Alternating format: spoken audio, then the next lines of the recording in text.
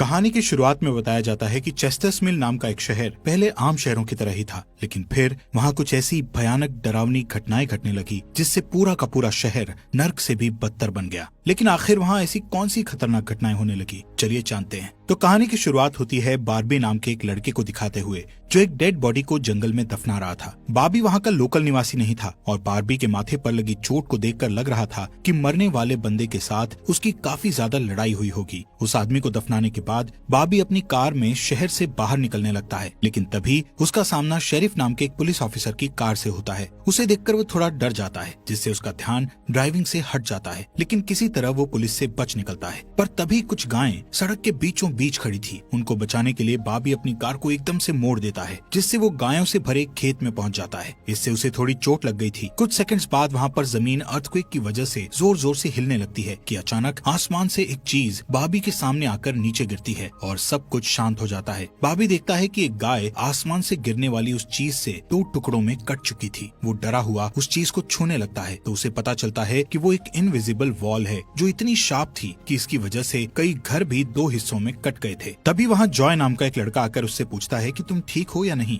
वो भी उस इनविजिबल दीवार को देखकर शॉक्ड रह जाता है। दूसरी तरफ शेरिफ और लिंडा को खबर मिलती है कि उस पूरे टाउन की पावर सप्लाई कट गई है, फोन लाइंस बंद हो गई हैं और इंटरनेट भी काम नहीं कर रहा है। यहाँ तक कि सारे सैटेलाइट कनेक्शंस भी काम करना बंद कर गए थे। तभी शहर के ऊपर से उड़ रहा एक प्लेन उस इनविजिबल वॉल से टकराकर क्रैश हो जाता है, जिसे देखकर लोग और भी ज्यादा घबरा गए थे और ये बात कंफर्म हो जाती है कि ये सिर्फ एक इनविजिबल दीवार नहीं बल्कि एक राउंड शेप डोम यानी गुम्बद है जिसने आधे शहर को कवर कर लिया है। वहीं दूसरी साइड हम एक रेडियो स्टेशन पर फिल और उसकी असिस्टेंट डोडी को देखते हैं जो सिग्नल लाने की कोशिश कर रहे थे। वो दोनों थोड़ा कंफ्यूज थे कि अचानक सिग्नल क्यों चला गया। यहाँ पर फिल को लगता है कि ये अच्छा मौका है उनकी रेडियो रेटिंग्स को हाई करने का, इसलिए वो दोनों सिग्नल को ठीक करने में लग जाते हैं। वहीं एक फायर ट्रक डोम की दूसरी तरफ से आ रहा था, जिसे देख बार्बी ट्रक वाले को इस इनविजिबल वॉल की तरफ इशारा करता हुआ उसे रुकवाकर क्रैश होने से बचा लेता है। थोड़ी देर बाद वहाँ इन्वेस्टिगेशन करने के लिए कुछ पुलिस वाले आते हैं, पर इस इनविजिबल डोम को समझना उनके बस की बात नहीं थी। उसी समय वहाँ पर एक शहर का काउंसिलमैन जिसका नाम बिग जिम था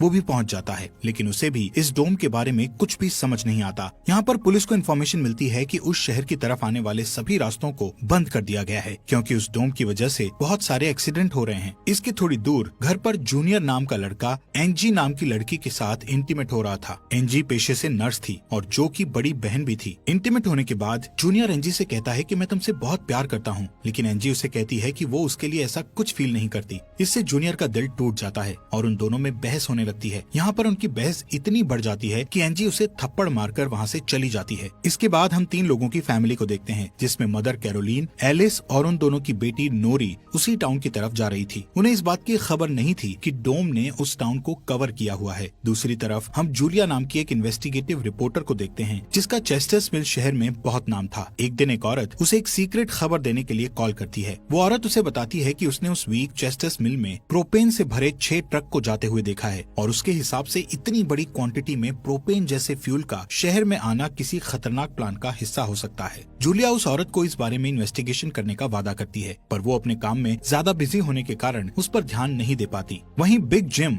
रेडियो स्टेशन जाकर इमरजेंसी की अनाउंसमेंट करता है। कैरोलीन जो एलिस और नॉरी के साथ शहर में आ रही थी ये अनाउंसमेंट सुन लेती है, पर उन्हें लगता है कि ये किसी तरह का एडवर्टीजमेंट है, इसलिए वो इस अनाउंसमेंट पर ध्यान नहीं देती और उनकी कार डोम से टकराते टकराते बचती है क्योंकि उससे पहले दूसरी तरफ से आ रहा एक ट्रक डोम से टकराकर क्रैश हो जाता है, जिसे देखकर वो तुरंत अपनी कार की ब्रेक लगा देती है। इतने बड़े इंसिडेंट को देखकर नॉरी के दौरे पड़ने लगते हैं, जिससे वो बेहोश हो जाती है, लेकिन बेहोश होने से पहले वो किसी पिंक स्टार के बारे में कहती है। अब यहाँ से नॉरी को जल्दी से हॉस्पिटल में ले जाया जाता है, जो कि टाउन में होने वाली घटनाओं से घायल हुए लोगों से भरा पड़ा था। वहीं जूलिया और बार्बी घायल हुए लोगों को हॉस्पिटल ला रहे थे। इसी हॉस्पिटल में जूलिया का हस्बैंड भी डॉक्टर था। वो उससे मिलने जाती है, लेकिन उस वक्त उसका हस्बैंड हॉस्पिटल में नहीं था। हॉस्पिटल में जूलिया को पता चलता है कि उसका हस्बैंड संडे को कभी काम नहीं करता था, पर वो जूलिया को हमेशा झूठ बोलता आ रहा था। हॉस्पिटल के बाहर हम बार्बी और एंजी को मिलते हुए देखते हैं। दोनों को साथ देखकर जूनियर के अंदर एक अलग सी जलन पैदा होती है। वहीं अब टाउन के बॉर्डर्स को सैनिकों द्वारा सील कर दिया जाता है। बहुत सारे साइंटिस्ट और एक्सपर्ट्स को भी इस अजीबोगरीब मुसीबत का असल कारण नहीं पता चलता। पर कुछ घंटों बाद बिग जिम प्रोपेन के बारे में बात करने के लिए शेरिफ से मिलता है। यहाँ पर उनकी बातों से हमें पता चलता है कि उनको इस डोम के बारे में पहले से थोड़ा बहुत पता था, पर वो इस पर खुलकर बात नहीं कर रहे थे। वहीं बॉबी को उस टाउन में एक दिन के लिए रुकना था, पर उसके पास ठहरने के लिए कोई जगह नहीं थी, इसलिए वो अपनी कार में ही रात बिताने का फैसला करता है। तभी जूनियर उसके पास आता है और उसे एंजी से दूर रहने को कहता है। धीरे धीरे उसकी बात धमकी में बदल जाती है। बॉबी हैरान होता है कि आखिर उसकी गलती क्या है। इसी बीच वहाँ जूलिया आ जाती है, जिससे वो झगड़ना बंद कर देते हैं। यहाँ से सीन शिफ्ट होता है और हम देखते हैं कि टाउन के ऐसे हालात से लापरवाह होकर एक जगह कुछ टीनेजर्स पार्टी कर रहे थे। इनमें जॉय भी था। जॉय एक लड़के से वहाँ के हालात पर बात करने लगता है, लेकिन अचानक जॉय को दौरा पड़ने लगता है और वो पिंक स्टार के बारे में बोलने लगता है, जैसे कि पहले नॉरी ने बोला था। वहीं जॉय की बहन एंजी घर पर अकेली होती है। तभी अचानक उसके घर में जूनियर घुसकर उसको किडनैप करके अपने फादर के टूटे फूटे शेल्टर में ले जाता है। यहाँ पर वो उसे बताता है कि मुझे पता है शहर को कवर किए इस डोम के बारे में।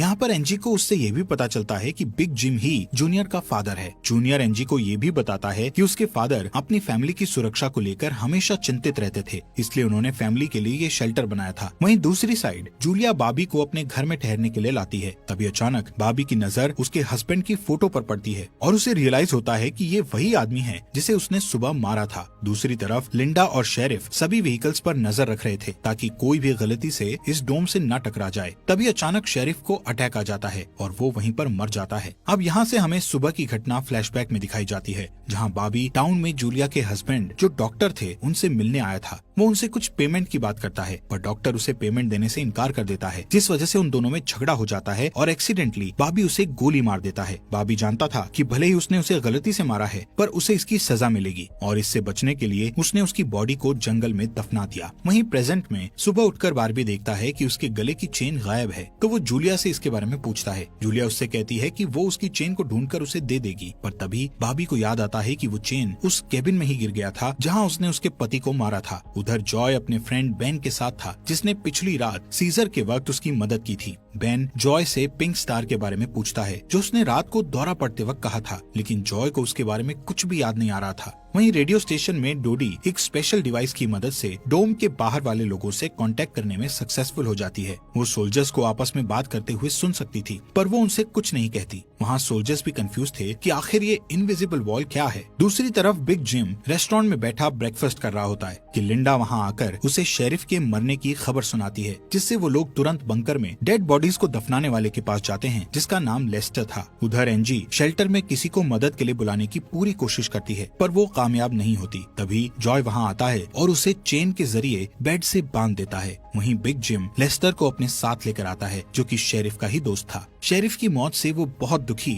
और परेशान हो जाता है। जब लिंडा उनके आसपास नहीं होती, तब वो और बिग जिम पिछले महीने होने वाले प्रोपेन के इंपोर्ट के बारे में बात करते हैं कि प्रोपेन के इंपोर्ट में उन तीनों का ही हाथ था और उन्होंने टाउन वालों से ये बात छुपाई थी। शेरिफ की मौत से ये कंफर्म हो गया था कि वो उनकी इन्वॉल्वमेंट के बारे में किसी को कुछ नहीं बता पाएगा, जो कि उनके लिए अच्छी खबर भी थी। उसी दिन बाद में लिंडा पुलिस स्टेशन आती है तो देखती है कि बिग जिम शेरिफ के ऑफिस में कुछ ढूंढ रहा है। लिंडा के पूछने पर जिम उसे कहता है कि वो वहाँ शेरिफ की वसीयत के पेपर्स ढूंढ रहा है, लेकिन असल में वो वहाँ प्रोपेन के इंपोर्ट से जुड़े पेपर्स को ढूंढने आया था, जो उसे और लेस्टर को परेशानी में डाल सकते थे। वो तुरंत बाहर आकर शेरिफ को बताता है कि मुझे लगता है वो पेपर शेरिफ के घर में होंगे, जिन्हें लाने के लिए वो लेस्टर को तुरंत उसके घर भेजता है। इसी बीच जूलिया जल्दी से रेडियो स्टेशन पर डोडी के पास जाती है, जहाँ वो देखती है कि वो लोग डिवाइस के जरिए डोम के बाहर खड़े सैनिकों की बातचीत सुन सकते हैं। उनकी बात सुनने पर जूलिया को पता चलता है कि वो लोग जमीन खोदकर डोम को बाहर निकालने की कोशिश कर रहे हैं, पर वो इस काम में कामयाब नहीं हो पा रहे हैं। इसके बाद जूलिया रेडियो के जरिए पूरे टाउन में डोम वाली खबर को फैला देती है, जिससे लोगों में डर पैदा हो जाता है और लोग घबरा जाते हैं। वहीं जॉय और बेन बॉर्डर के पास साइंटिस्ट को अपना काम करते हुए देखते हैं। साइंटिस्ट ये देखते हैं कि डोम के ऊपर पानी का क्या असर होता है, पर उन्हें ज्यादा कुछ समझ नहीं आ रहा था, जिससे वो किसी नतीजे पर नहीं पहुंच पाते। वहीं जॉय देखता है कि ये डोम एक छलनी की तरह है। वो बेन से बताता है कि इस डोम में से बिल्कुल मामूली सा पानी आर पार जा सकता है। दूसरी ओर बार्बी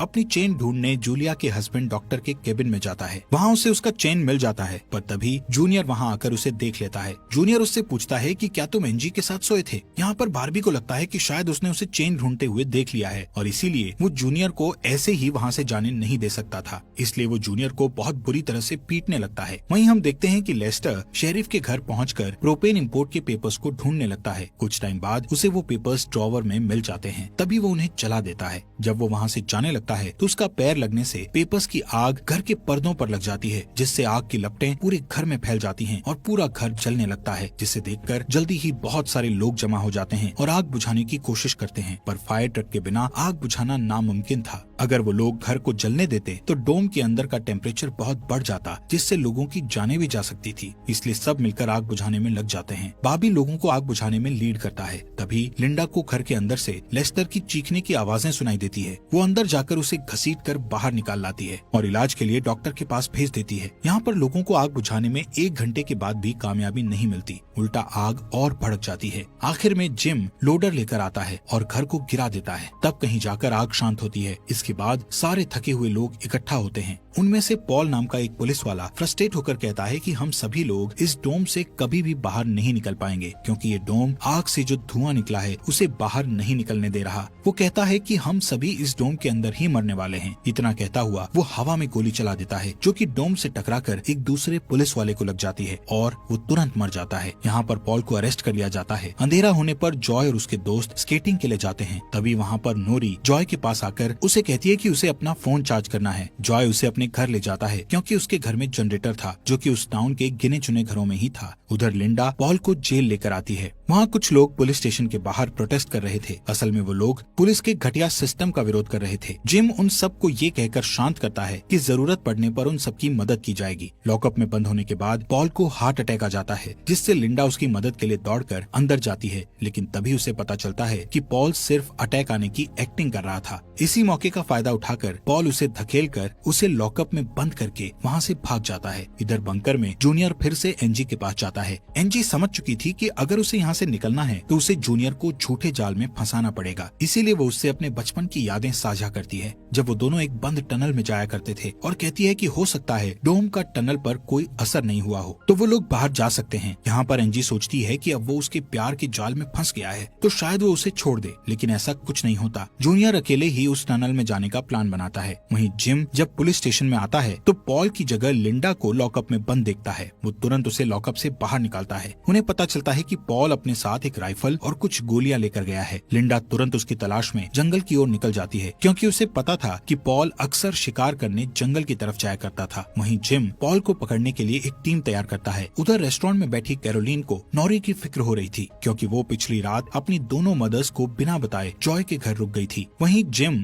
लोगों से पॉल को तलाश करने के लिए उसकी टीम ज्वाइन करने को कहता है। वो बाबी से भी उनके साथ चलने को कहता है, क्योंकि वो आग बुझाने में अच्छा लीडर साबित हुआ था। इसके बाद वो लोग जंगल में जाने लगते हैं। रास्ते में बार्बी अपनी खूबियां दिखाता हुआ उनसे कहता है कि वो मिलिट्री में भी रह चुका है। वहीं दूसरी ओर जूलिया जूनियर को टनल की तरफ जाते हुए देखती है। वो उसे रोककर पूछती है कि वो बैग पैक करके कहाँ जा रहा है, लेकिन जूनियर बहुत जल्दी में था और वो नर्वस भी था। वो कहता है कि मैं बस यहीं पास में अपने दोस्त से मिलने जा रहा हूँ। इससे जूलिया का शक उस पर और भी बढ़ जाता है और वो उसका पीछा करती हुई टनल तक पहुँच जाती है। उधर जॉय के घर पर जॉय और नॉरी साथ में नाश्ता कर रहे थे। जॉय पहले कभी किसी लड़की के साथ अकेला नहीं रहा था, इसलिए थोड़ा नर्वस फील कर रहा था, जबकि नॉरी कॉन्फिडेंट थी और बातचीत में भी हाजिर जवाब थी। तभी बेन और 2 लड़कियों को अपने साथ लेकर उसके घर आ जाता है, जिन्हें फोन चार्ज करना था। उन्हें इम्प्रेस करने के लिए बेन को जनरेटर यूज करना था, जिसके लिए जॉय बेन को थोड़ी बेदिली से इजाजत दे देता है, क्योंकि उस टाउन में जनरेटर एक बहुत काम की चीज थी और इस तरह उसका मिसयूज करना उसे सही नहीं लग रहा था। उधर जंगल में हम देखते हैं कि सर्च टीम पॉल को ढूंढ लेती है, पर उसी टाइम पॉल एक लड़के की टांग में गोली मार देता है। दूसरा लड़का भी उसे संभालने के लिए वहीं रुक जाता है, जबकि जिम और बार्बी पॉल के पीछे भागते हैं। दूसरी तरफ जूनियर टनल के आखिरी सिरे पर पहुंच जाता है, जहां पहुंचकर उसे पता चलता है कि डोम ने टनल को भी कवर किया हुआ है। वो दीवार के बिल्कुल करीब पहुंच जाते हैं, जिससे उसकी टॉर्च टॉर्च जलने लगती है। तभी जूलिया वहाँ आकर उसे वार्न करती है। जूलिया को देखकर जूनियर को बहुत गुस्सा आता है क्योंकि वो उसका पीछा कर रही थी। इस बात से जूनियर पागलों की तरह उस इनविजिबल वॉल को मुक्के मारने लगता है, जिससे जूलिया उसे रोकती है। फिर दोनों बैठकर बात करने लगते हैं। जूलिया उसे बताती है कि अपने पास्ट में की गई एक गलती की वजह से वो जर्नलिस्ट की इस बेकार सी जॉब में फंस गई है। उधर जॉय का घर लोगों से भर जाता है जो अपनी अपनी जरूरत के लिए उसके जनरेटर को यूज करने के लिए आए थे। एक बदमाश लड़का लोगों से जनरेटर यूज करने के बदले में पैसे वसूलने की कोशिश करता है, जो कि उसका था ही नहीं, लेकिन उसके खिलाफ बोलने की किसी में हिम्मत नहीं थी। ये देखकर नॉरी सब कुछ हैंडल करने के लिए आगे बढ़ती है, पर मामला और भी ज्यादा गर्म हो जाता है। लेकिन इससे पहले कि कुछ गलत होता तभी लाइट ही चली जाती है। नॉरी इस बात से बहुत खुश होती है कि जॉय ने उस बहस में उसका साथ दिया। वहीं जंगल में बॉबी और जिम पॉल तक पहुंच जाते हैं, पर पॉल ने अपनी राइफल निकाल रखी थी, जिससे वो जिम को मारने ही वाला था कि तभी पीछे से लिंडा आकर उसे शूट कर देती है। दूसरी साइड कैरोलीन जॉय के घर जाकर अपनी बेटी नोरी से मिलती है। वो नोरी से कहती है कि उसे थोड़ा जिम्मेदार बनना चाहिए। उसकी डांट सुनकर जॉय और नोरी एक दूसरे का हाथ पकड़ लेते हैं, जिससे एक स्ट्रेंज स्पार्क पैदा होता है और उसी वक्त दोनों को दौरे पड़ने लगते हैं। वो दोनों एक साथ किसी पिंक स्टार के बारे में बात कर रहे थे। उधर जूनियर शेल्टर में एनजी के पास जाता है, लेकिन इस बार उसके हाथ में फर्स्ट एड किट थी। एनजी उसके जख्मों पर मरहम पट्टी करती है और चुपके से सीजर अपने पास रख लेती है। वहीं हम देखते हैं कि जूलिया और बार्बी दिन भर की थकान के बाद वापस घर लौटते हैं, लेकिन जूलिया जूनियर की बातें सुनने के बाद से ही बार्बी पर शक करने लगी थी और जब बार्बी नहाने जाता है तो जूलिया उसका सामान चेक करने लगती है। दोस्तों, हमारे फॉक्स एक्सप्लेनर हिंदी चैनल को सब्सक्राइब करना मत भूलना। और आपको ये अंडर द डोम सीरीज यहाँ तक कैसी लगी, इस सीरीज के नेक्स्ट एपिसोड लाएं या नहीं, कमेंट बॉक्स में हमें जरूर बताएं।